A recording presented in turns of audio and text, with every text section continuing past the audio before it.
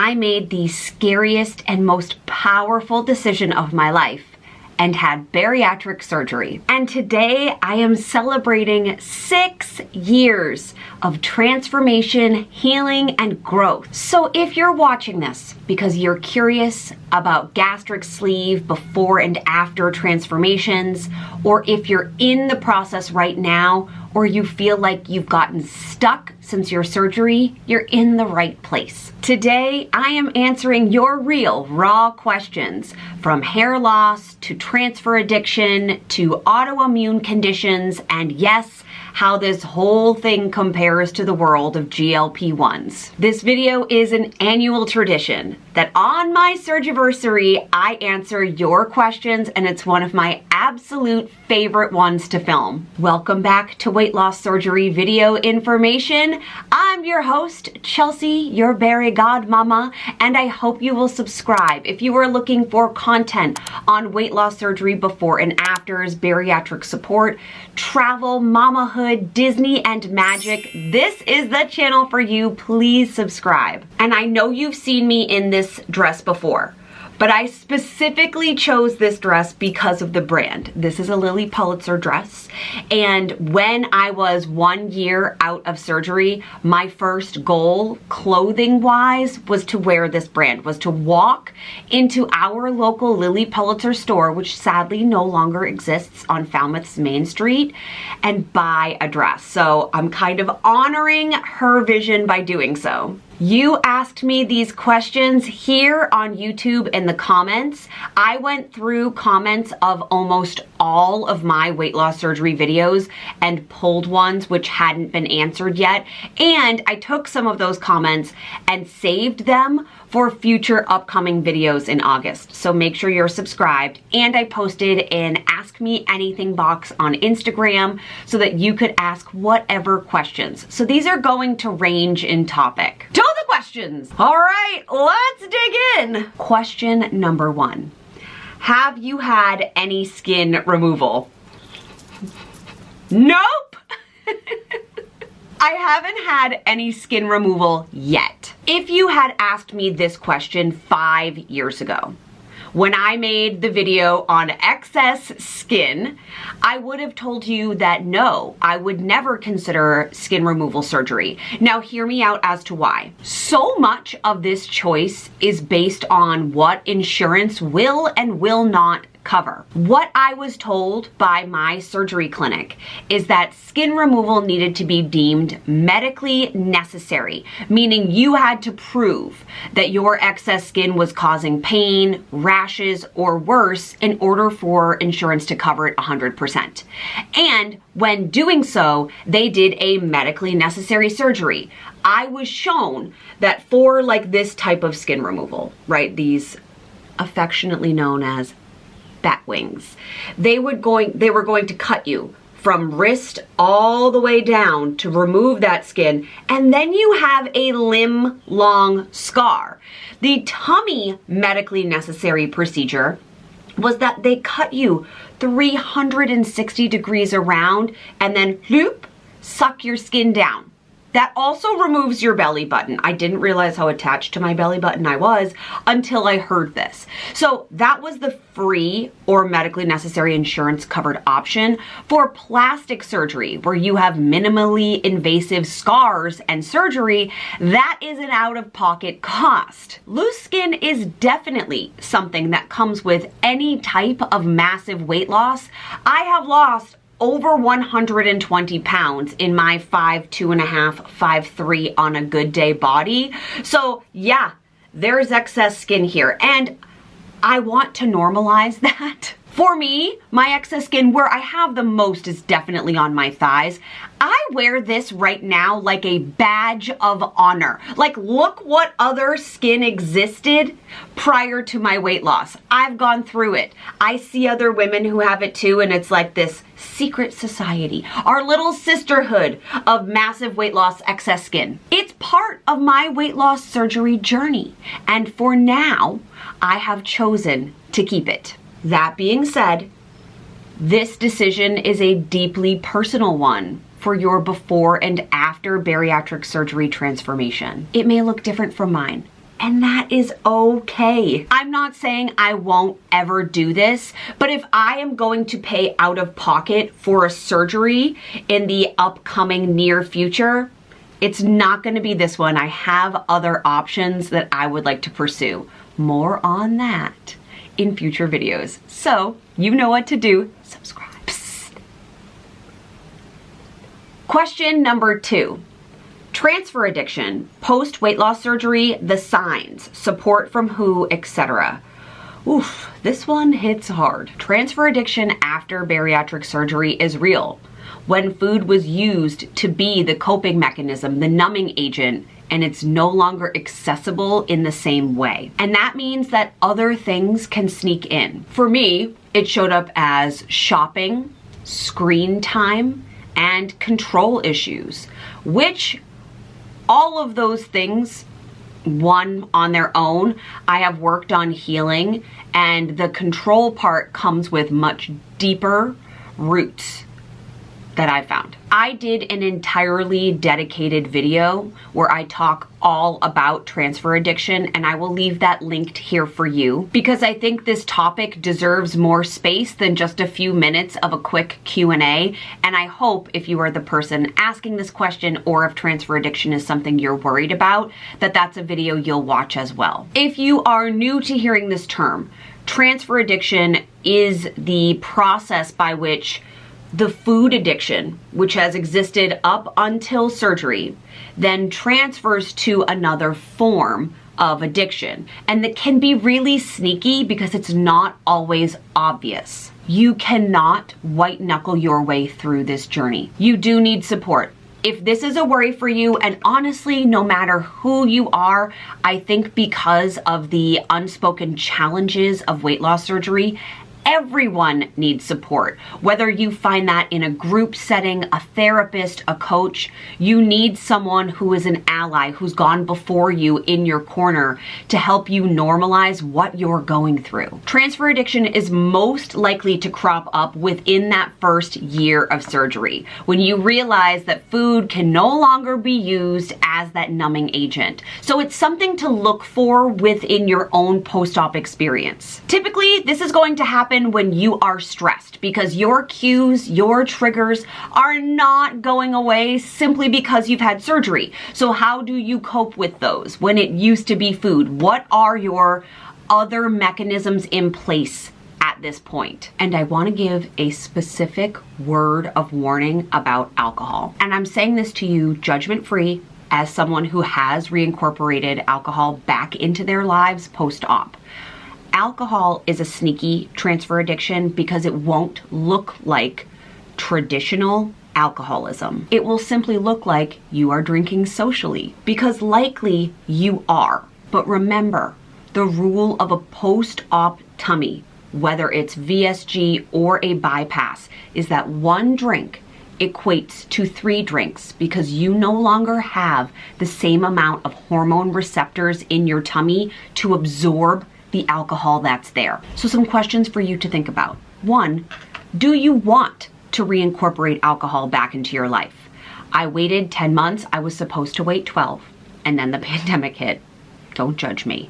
And I started with like very small measured quantities. I made sure my husband was present. Like, we worked this back in on purpose. But it could be a choice for you that you say no to those empty calories, that you don't want to reintroduce them. Question number 2 is the type. Are you looking for beer, wine, or are you looking for hard alcohol? I find that hard alcohol is much more challenging to digest. I really only drink gin. If you watched the Azores vlog, I show you one of my favorite spots on San Miguel, which is the gin library. And I'm very careful about how it's mixed, the sugar content, etc. And of course, having a tummy full of protein. I have a video also about alcohol reintroduction and how I manage this, so I will leave that linked here for you too. I think the key here is awareness combined with the power of support. Question 3, a super popular one. Do you ever get your hair back? A very reasonable worry. And the quick answer is yes and no. Hair loss after VSG or gastric bypass typically peaks at the 3 to 6 month mark. Most people doing what you should be doing, aka getting in your protein, making sure you're hydrated, they do see regrowth. I will tell you, for me, this was a little bit different. It took longer because I had really done a number. I had damaged the absolute heck out of my hair prior to surgery, which is a huge no-no. I was bleaching it, I was straight ironing it every single day. It was thin and brittle and fried. So it did come back different. The roots came back thinner. They came back a little bit wavier. And I have, depending on how I part my hair, I have some baby hair regrowth, which I've been showing off on Instagram, that seem permanent.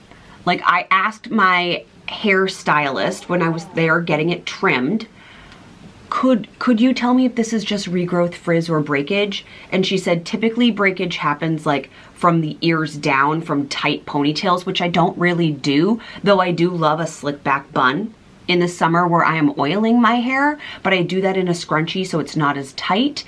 She said typically on the top, it's regrowth. So that's great, except for what it looks like. I feel like I'll forever be in regrowth. I've also documented my hair journey here on YouTube to show you what I do that works and what didn't work. I spent a year in the curly girl method. And what I didn't know before was how intense the rules are in the curly girl method. But I will tell you, by the end of that year, my curls looked fabulous. These curls are probably like maybe a 6 or 7 out of 10. They've been kind of trained over the summer. It's definitely getting healthier. I can feel that it's getting healthier. My curls at the end of my curly girl year were a 10, but those first few months were brutal. I've sought more balance in my curly methods where I do prevent as much heat from touching my hair as possible. I also make sure I'm getting my protein, right? That's always the #1 rule. And I take a hair supplement. I did have a question on supplements, but I'm in the process of adding and changing. So I'll probably do a dedicated video further out in August on just my supplements, including the ones I take for my hair. But if you want to know what I'm taking right now, leave me a comment and I will answer with a link. And I do go to extremes with some red light therapy, hair massage. They're not necessarily extremes, but they are extra steps. And I make sure that all of my hair products are meant for hair density and growth.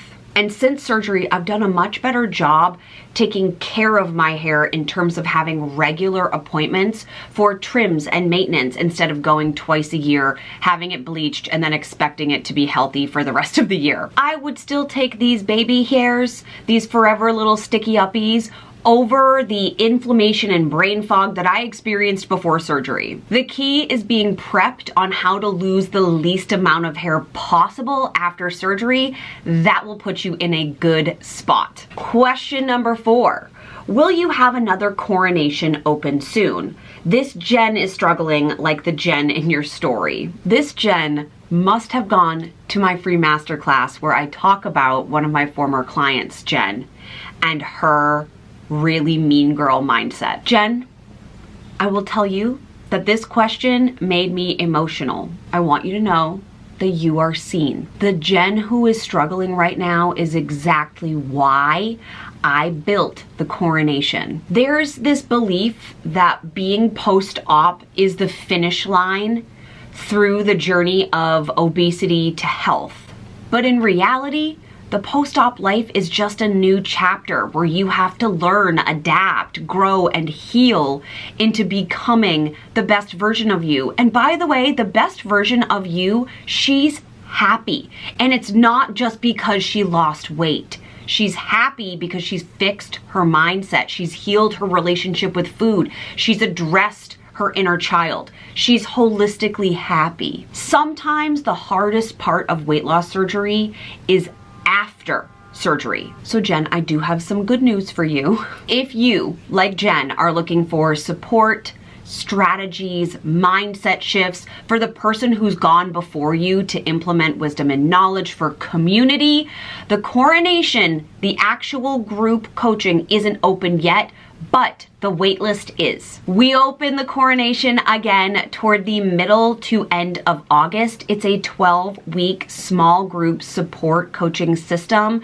built with curriculum and what you need now. I am only taking a certain number of women. So I am going to keep this limited because small group means small group so that you get to be heard, seen, and addressed every single time we meet and in between. So I can run up to 2 groups at a time. If you know that, Chelsea, I need to be in this, I want to go from pre to post-op with you, or I am post-op and struggling and I need 12 weeks of a reset, this will likely be the last Coronation of 2025. So make sure you join the waitlist. That's totally free. You'll know first about pricing, tiered structures when things are open. So that will just give you access to information first. I would love to walk through this next part of your journey with you. So I will leave all of that information in the description box below. Woof, these are like heavy hitters for a surgiversary video. When did you know surgery was needed? There's a 2-part answer to this question. The first part is that I knew that physically I was being challenged by everyday tasks like climbing the stairs to put my daughter to bed. I started shrinking my life to fit my body instead of expanding my mindset and my body to fit my life. Yes, the number on the scale scared me, but it wasn't enough on its own to push me to do research by myself. It was the feeling of having a young daughter and watching myself become a woman who wasn't on the aligned path that I had laid out for me. I have always been a loud, bold, big personality, but I felt like my personality was adapting to the circumstances that I was in because I knew that I was being seen, or I believed that I was being seen as, well, she has to be like the fat, funny one, or she has to be smarter than everybody else in the room to compensate for her body. Like I wasn't living as my most authentic self, and I didn't want that to be my legacy for my daughter. I didn't want her to hear me preach about female independence and empowerment and you can be anything you want while also watching me like perceive the world through the window, that I wasn't going out into it as myself. I was only loud to compensate for my body, that if you could hear what I was saying, if I was the funniest, the loudest, the most gregarious person in the room, you might not notice how fat I am. That my fat was my lack of worthiness, and I had to overcome that. There were whispers of, I need surgery in my life, and I didn't listen to them until it hit closer to home. I used my daughter both as the reason for surgery and previously the reason for not having surgery. She was young, I was busy, I was overwhelmed. I didn't have time to take care of myself. Those were all of my narratives as a new mom. But then she also started to show me, by being 4, what I would miss, right? I thought I would die earlier because I wasn't healthy, that I wouldn't be able to do adventures for her. She has shown herself since a very young age to be brave and adventurous, and if you watched any of our recent travel vlogs, you know that to be true. So I felt like I would miss things in her life if I didn't make a change. And then a friend of mine had surgery for very different reasons, but her before looked different than mine. And again, that's okay. This is all a personal journey. She had surgery and showed me within 6 months what the success of this looks like and what the effort takes.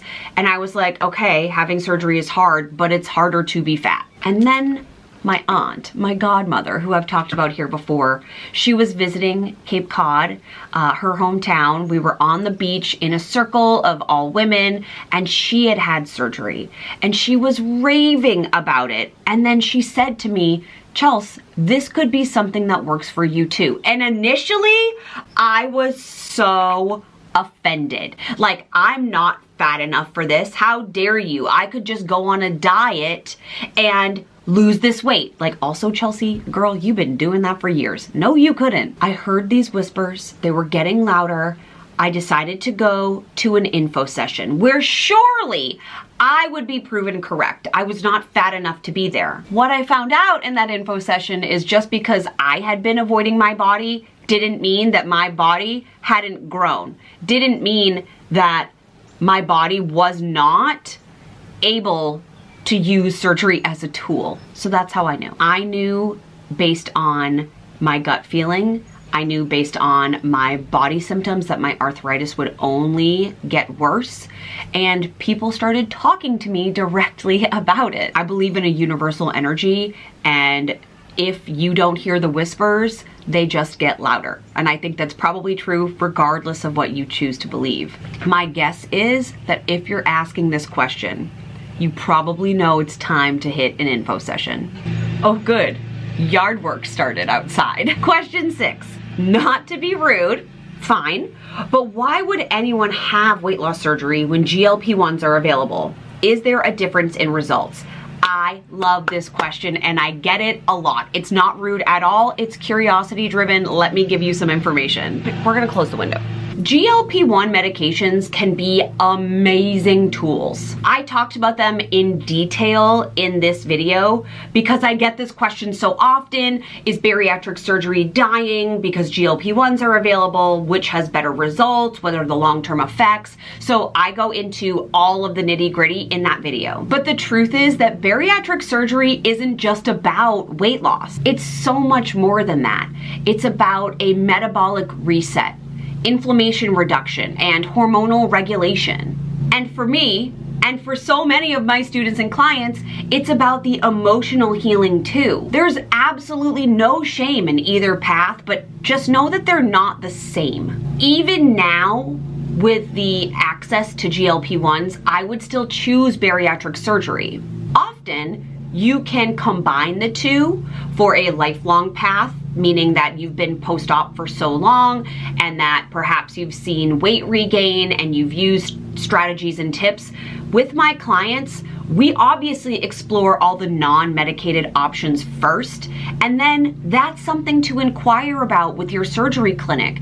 I don't think it's a quick fix by any stretch of the imagination because you have to heal what's inside first, but often you might need to combine these two tools. While bariatric surgery is definitely more invasive than the shot of a GLP-1, I do feel like we have more long-term data results from that in the scientific world than we do GLP-1s. I also know that coming off of a GLP-1 often means automatic weight regain, whereas bariatric surgery is a tool that you can work forever. Ooh, question 7 is a long one.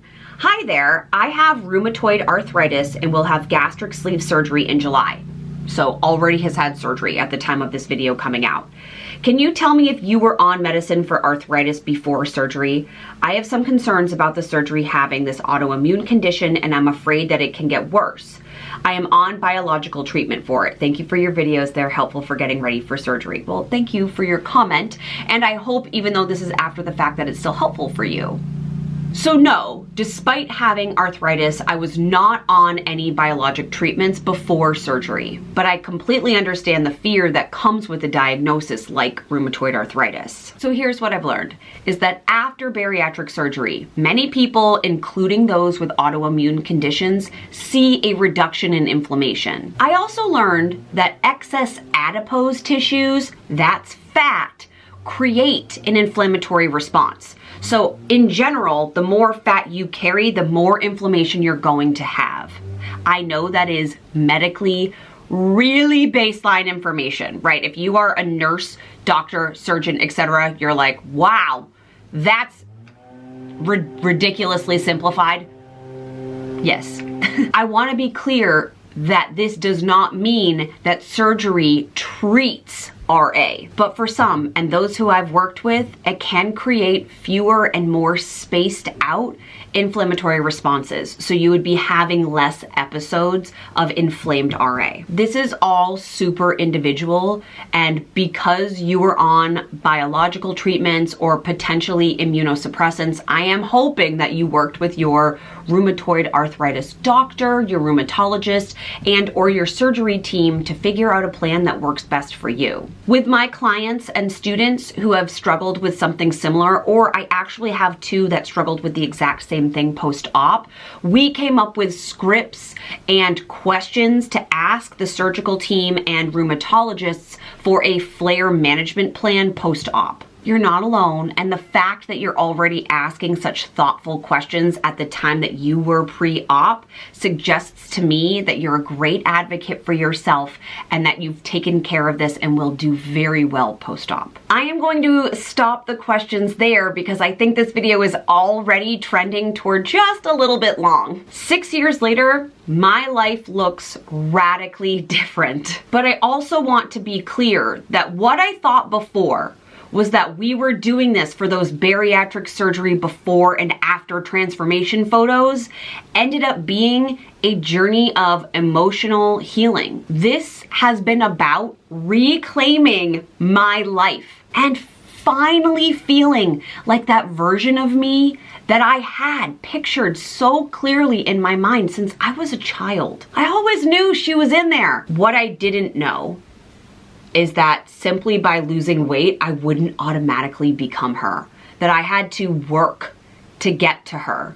And that's where the support part comes in. If you're in the thick of it, if you're curious, or if you're just a few years out and feeling stuck, I would encourage you to join the Coronation waitlist. I hope this video gave you the answers that you were looking for, gives you some hope.